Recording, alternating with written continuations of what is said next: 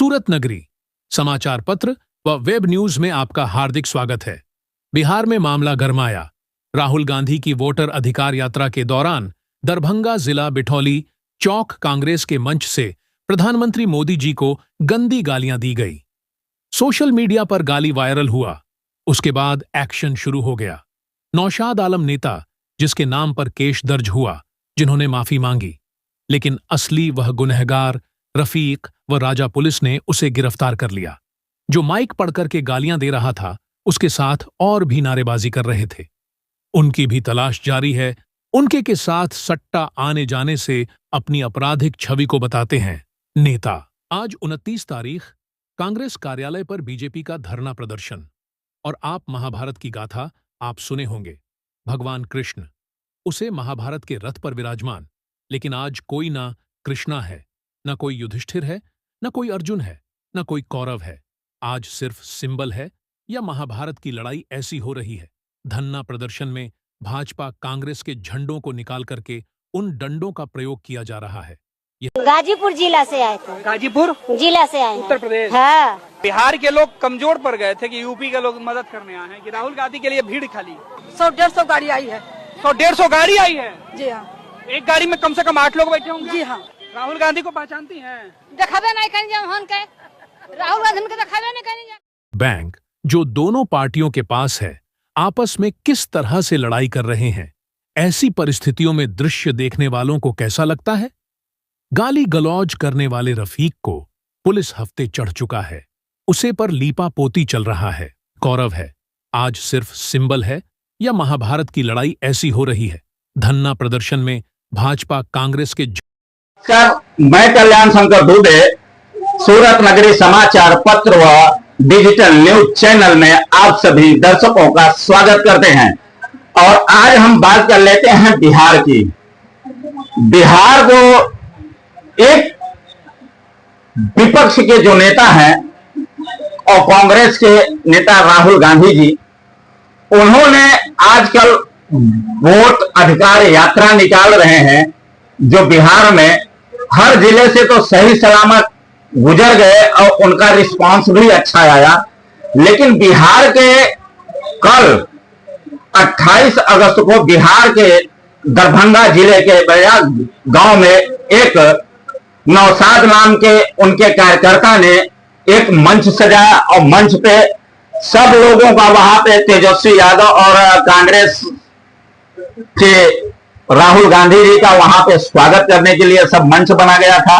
और मंच वहां पे बना और वहां पे आए भी वो लोग, और वहां पे सब कुछ समारोह चला और भाषण भी चला। लेकिन उन लोगों के जाने के बाद में दो व्यक्ति ऐसे उसमें आए कि जो बहुत बुरी गाली दे दी है मोदी जी, प्रधानमंत्री माननीय नरेंद्र मोदी जी के मां के बारे में। और ऐसी जगह करीब 5 जगह पे उन्होंने गाली दिया था उस स्टेज से।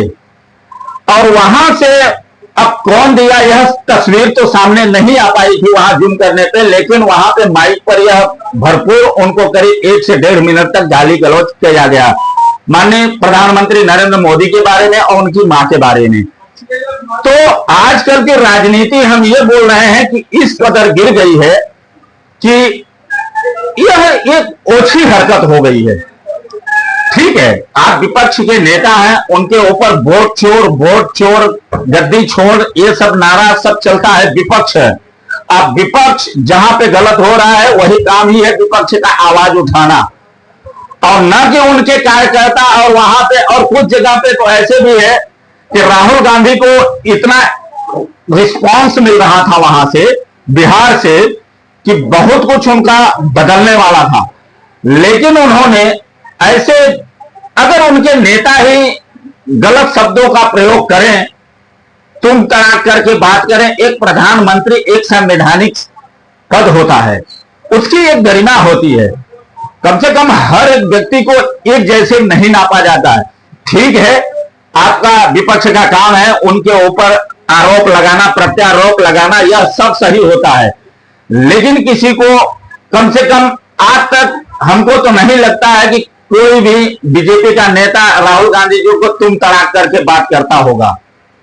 साहबजादे दो ऐसे करके बहुत सारी चीजें हैं, अभी तो यह हमारे जानकारी में नहीं आई है, लेकिन यह राहुल गांधी जी ने और उनके कार्यकर्ता जो थे मेन वहां के दरभंगा जिले के नवेल गांव के नौसाद नाम के व्यक्ति ने वहां पे जो मंच सजाया और वहां पे सब कार्यकर्ता को इकट्ठा किया, यह बहुत बड़ी गलत हुई। और इससे अब बीजेपी एक्शन मोड पे आ गई है। एक्शन मोड पे अब आज 29 तारीख को हर जगह बीजेपी का पूरे पटना में आज धरना प्रदर्शन हुआ और कांग्रेस कार्यालय पे भी दंगे चले और वहां पे कांग्रेस कार्यालय पे ताला लगाना पड़ा और पुलिस वहां मुखबिर बन के खड़ी रही। और इधर उसी के बगल में बंगाल में भी शुभेंद्र अधिकारी ने, जो बीजेपी के एक सांसद विधायक भी हैं और वहां के एक मेन कार्यकर्ता भी हैं, उन्होंने भरपूर कांग्रेस के खिलाफ वहां पे प्रदर्शन और नारेबाजी किया। अब इसमें राहुल गांधी उनकी टीम एकदम डिफेंसिव मोड पे आ गई है। अब उनके प्रवक्ता है पवन खेड़ा जी, उन्होंने आज अभी तक किसी ने उसका भर्त्सना नहीं किया। या राहुल गांधी जो दिन में 2-3 बार ट्वीट करते हैं, एक भी नहीं कि जो भी हुआ या गलत हुआ, गाली गलत नहीं होना चाहिए।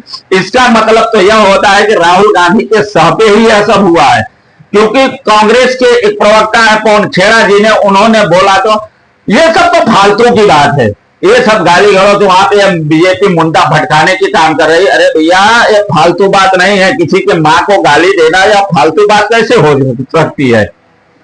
तो इसमें कांग्रेस अभी तक कोई सफाई नहीं दी है। हालांकि जो वहां पे कार्यकर्ता आयोजक थे नौसाद में, उन्होंने माफी मांग लिया है, लेकिन यह मुद्दा तब तक तो इंटरनेशनल बन चुका था। अब इसमें देखना है आने वाले इलेक्शन में बिहार को गद्दी किसको मिलती है और किसकी छूटती है। कल्याण शंकर दुबे की रिपोर्ट, सूरत नगरी न्यूज, सूरत, गुजरात।